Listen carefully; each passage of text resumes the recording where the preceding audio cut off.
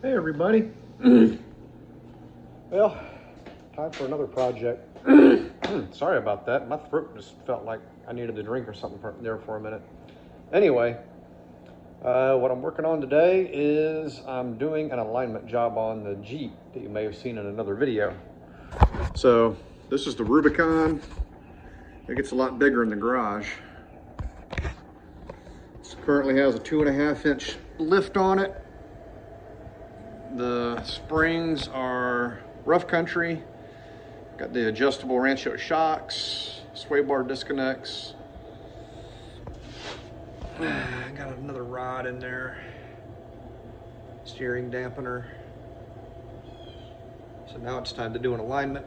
And I've seen pretty good luck with these things. This is from Bleepin Jeep, no affiliation. These things are sweet. $85. Even has information laser etched into it.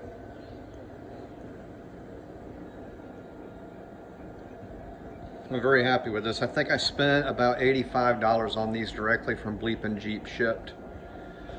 I might be off by $5, but so far I've been real happy with this build. It was a light front end hit. I did have to put a new bracket on the frame, but they're cheap. Easy. You buy them, they're basically factory OEM. Got a bumper on it, bumper and a winch.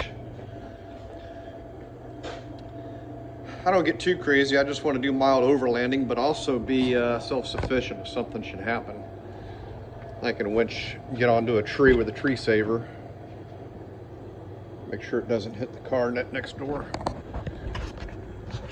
Some of the things inside, you'll notice the shifter. That is actually an old beer tap from Oktoberfest some years back from my buddy's bar. And I said, hey, I can make that into a shifter. So I could dress this up a little bit, make it look a little bit cleaner yet. It's like a prototype shift adapter. Otherwise, that rabbit's almost laying down. And it came with a stereo. I like the best top floor mats. I can't remember what the brand of my flooring is, but this is really cool stuff. I've gotten it on eBay. Here again, I forget the name, but it's basically the whole front of the Jeep. And I just didn't like how the Rhino liner looked. So I have the hard top, I have a soft top. Come next summer, there'll be a bikini top. But it's a nice Jeep, 130,000 miles on it. If some of you are wondering how much money I'll have in this when I'm done, I'll probably say too much. But then again, the way Jeep prices are going, that might not be the case. I'm debating on doing an extra inch of body lift on it. I've got the 285, 75, 16 Nitto ridge grapplers on the Jeep right now. So far, there's no rubbing with normal driving, but I haven't gotten the Jeep on a hill to articulate suspension yet and see if I have any rubbing when I turn. So after I do this, I plan on doing that. Checking to see for rubbing. If there is, I'll do what I need to do to correct it. That's part of the build. It just progresses.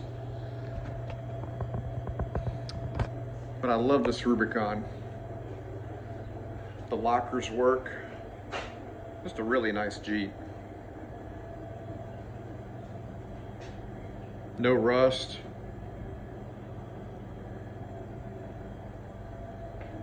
Really, with the factory 16s and the way everything is with the tires, I don't think I even need to put wheel spacers on.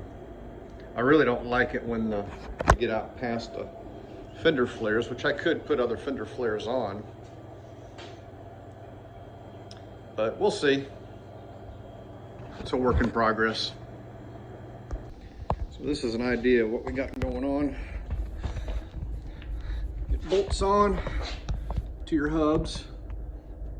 I I've also got another one up here just to keep the disc from possibly moving on the hub. But it stretches, you stretch tape measures across. There's two of them. Before I put the one across the front, I've still got to break loose the tie rod bar so I can adjust the toe on it. And see, it just hooks on. And I'll put a little bit of tape on there just to help ensure it stays in place once I'm ready to make my final adjustments.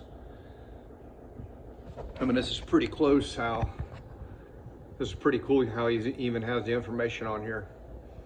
So I'm gonna go with the 0.08 of toe in, which will be 1/32 of an inch. Closer on this one than the back one. I think this pays for itself in one alignment, then you have the tool forever. I got the hood up. In case you've seen, when I get into areas, I like to do preventive maintenance. When I was working on this Jeep, I noticed that the plastic radiator ends were weeping just a little bit. It wasn't a drip, just a little bit of a weep.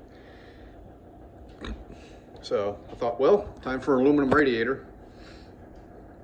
While I'm in there, I thought, well, it's time for a new serpentine belt. Then it's time for new idler bearings. Then it was time for a new tensioner. Next thing you know, I went ahead and did the water belt, the water pump. I did the thermostat. And then since all Jeeps have a leaky valve cover gasket, I did that as well. Real happy. This radiator fit real nice. This is coming out. That was temporary. I got another hose. I just haven't put it on yet. This project is very close to completion. It's a little dirty in here. I haven't fully detailed the Jeep yet. But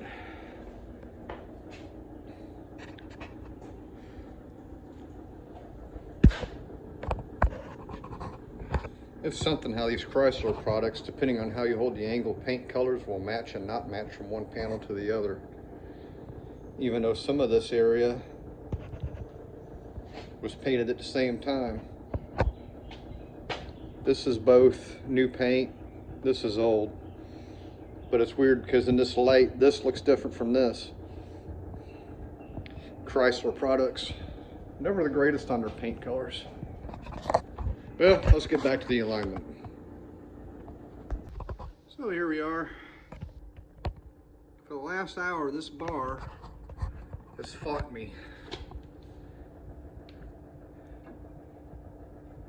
It did not want to turn. A little bit of corrosion in there. So a little tip I did was I applied heat, got her nice and hot. I was able to turn it just a little bit each way, and then take compressed air and the split. There's a split on the other side.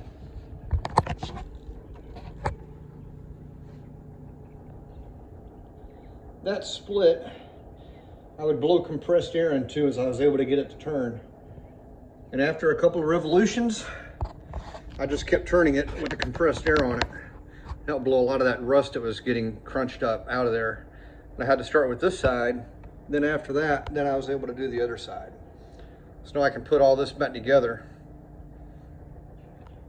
Yes, there was a pipe wrench right there with the heat to get this thing to turn. So now I'll get her put back on. We'll get this baby lined up. Hey there. Got the bar back on. Whole lot easier to twist and get an adjustment out of this now. So keep in mind, what I'm looking for is 1/32 of toe in. So right here with the tape measure, try to get it without the glare. There we go. Keep in mind, each one of these little marks is not a 32nd, it's a 16th. And I'm just about right at the halfway mark, between the half and the 7/16 mark. And then on this one,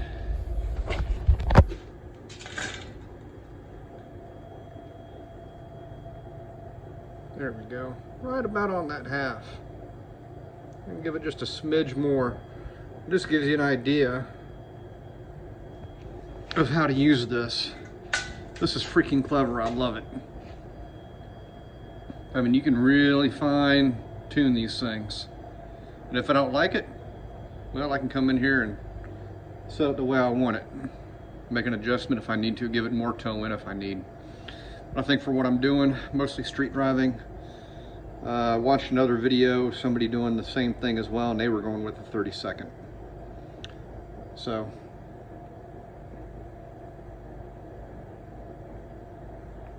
yeah, even gives you more on here, the rear minus the front. This is clever. So after this, I know I need to adjust my steering wheel a little bit. I'll do that with the spline though. No biggie. Hey there. Well, I took the Jeep out for a drive for a little bit. It drives great. I'm very happy with it. I adjusted the parking brake handle a little bit because it wasn't engaging very well all the way at the top. That's pretty easy on these things. All you got to do is knock the dirt off of it, keep one end from spinning with a pair of pliers, and use a 13mm on the other. So, really thrilled to death about this. This is a fun Jeep. Drives like a dream. I've driven quite a few of these things that just drove horrible and beat the piss out of you.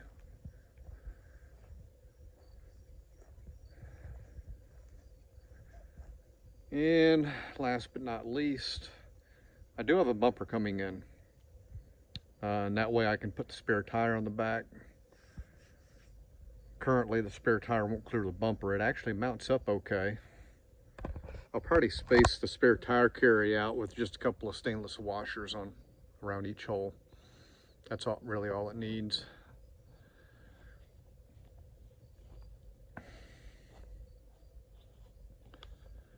So I put each front tire up on,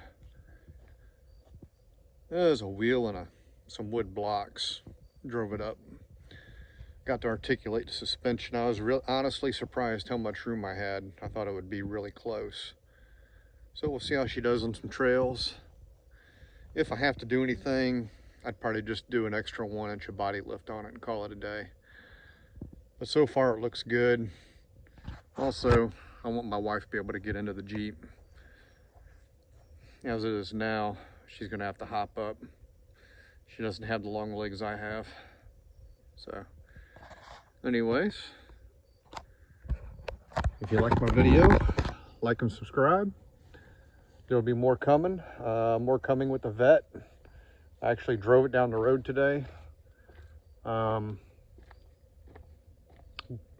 Drives like piss, but it's got super old tires on it, old brakes.